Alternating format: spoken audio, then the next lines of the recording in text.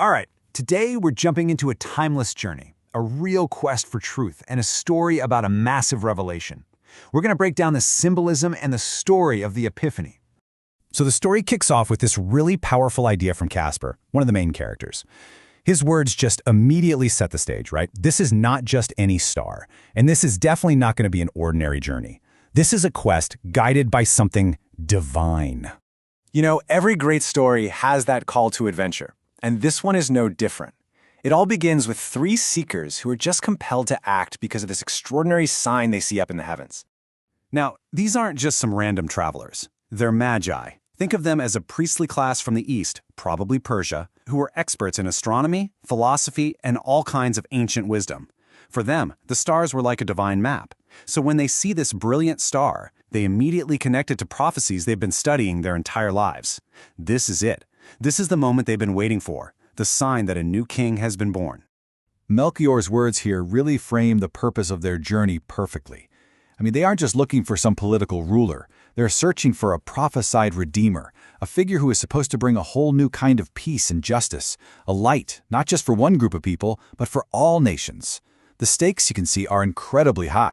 So as the Magi start to get closer to their destination, they run smack into the central conflict of their journey, the earthly, paranoid power of King Herod. And this is where the story's tension really starts to crank up.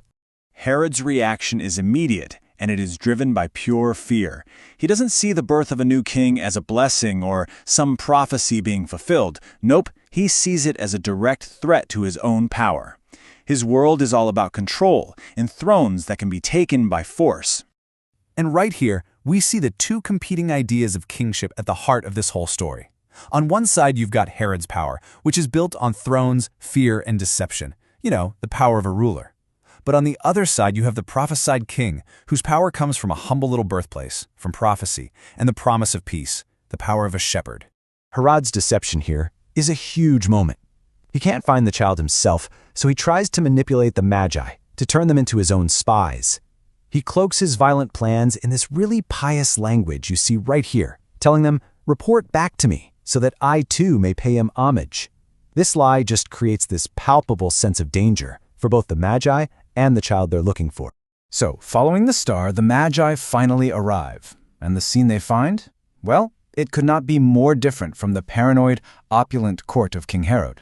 Here, in this humble stable, Mary notices that everyone is being drawn to this child, from local shepherds who got there earlier, to these learned men from lands far, far away. Her words really highlight a key theme here. This revelation isn't exclusive. It's a gathering point for all people, rich, poor, local, foreign, you name it. Okay, now we get to the climax of the Magi's quest, the moment they finally meet the child and present their gifts. But listen, these aren't just any old gifts. Each one is packed with symbolic, prophetic meaning. First, they offer gold. That's the traditional gift for a king, right? It recognizes his royal status. Second, frankincense, which is an incense they used in temple worship, acknowledging his divinity. And third, myrrh, an embalming oil. What a startling and somber gift. It acknowledges his humanity, and in a way foreshadows his future suffering and sacrifice. In just these three gifts, they reveal the whole threefold nature of who this child is. And this is the Epiphany, the moment of revelation. The long journey, the danger, all the searching, it all leads right here, to this one singular understanding. God is no longer some distant concept, but is present, visible, accessible, in this humble child.